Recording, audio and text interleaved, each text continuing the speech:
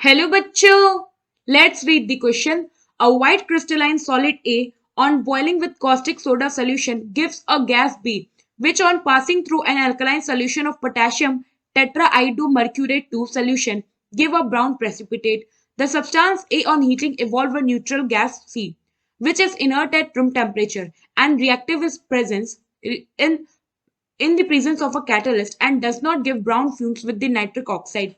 The substance A is option A NH4Cl, option B NH4NO3, option C NH4NO2 and option D NaNO3.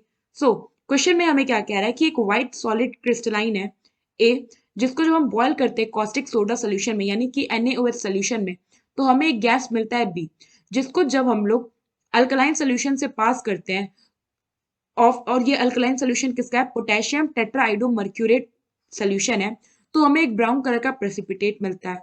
Further आगे क्या कह रहा है कि जब सब्सटेंस ए को हम हीट करते हैं तो एक न्यूट्रल गैस सी जो है ये इवॉल्व होता है।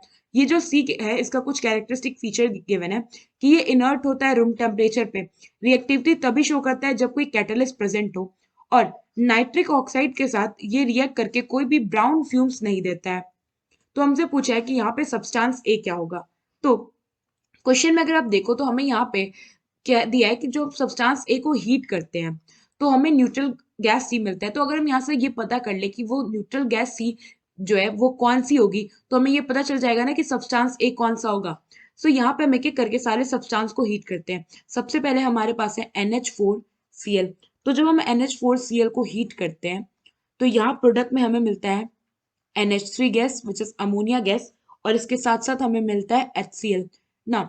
अगर आप यहाँ देखो तो क्वेश्चन में हमें कहा था कि ये जो गैस सी है ये बेसिकली क्या है, न्यूट्रल गैस है। बट हमें पता है कि जो अमोनिया होता है ये बेसिक होता है, बेसिक नेचर का होता है। तो इसका मतलब ये है कि जो हमारा ऑप्शन है वो तो इनकरेक्ट हो गया, यानी कि वो सब्सटेंस नहीं है ना। बी में हमारे पास कंपाउंड है NH4NO3।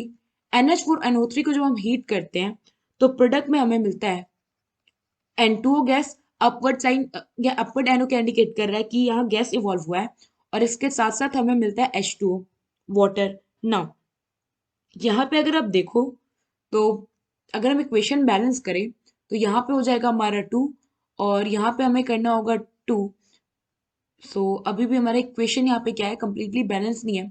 तो अगर हम यहाँ पे कर दे 2 तो टोटल हमारे पास हो जाएगा, अब आप देखो सॉरी, यहाँ पे अगर हम NO ऐसे ही रहने दे तो यहाँ सिर्फ H2O में 2 मल्टीप्लाई कर दे तो नाइट्रोजन दोनों साइड कितना है 2, हाइड्रोजन दोनों साइड हो गया 4, और ऑक्सीजन अगर आप देखो तो यहाँ पे 3 और यहाँ पे कितना हो गया 3। तो ये हो गया हमारा इक्वेशन बैलेंस।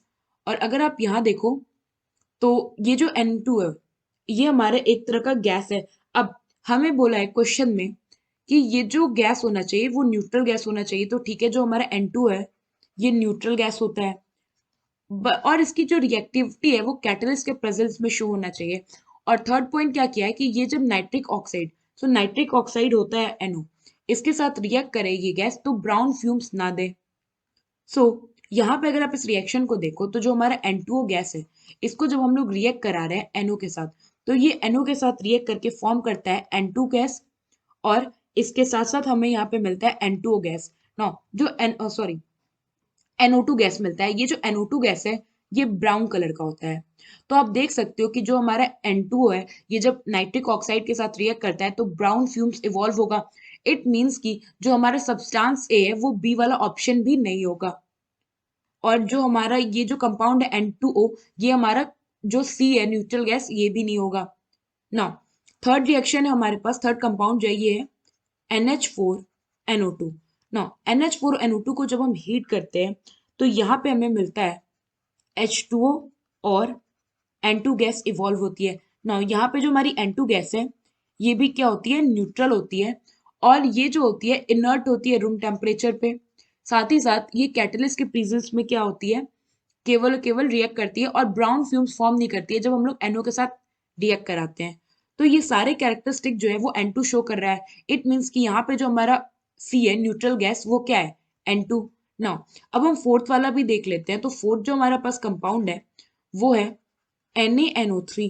तो जब हम NaNO3 को हीट करते हैं तो यहाँ हमें मिलता है NaNO2 और इसके साथ साथ ऑक्सीजन गैस इवॉल्व होती है। नाउ हमें पता है कि जो ऑक्सीजन गैस है ये रिएक्टिव नेचर की होती है इवन एट रूम टेम्परेचर। सो यहाँ से हमारा जो डी वाला ऑप्शन क्या है, इनकरेक्ट हो गया।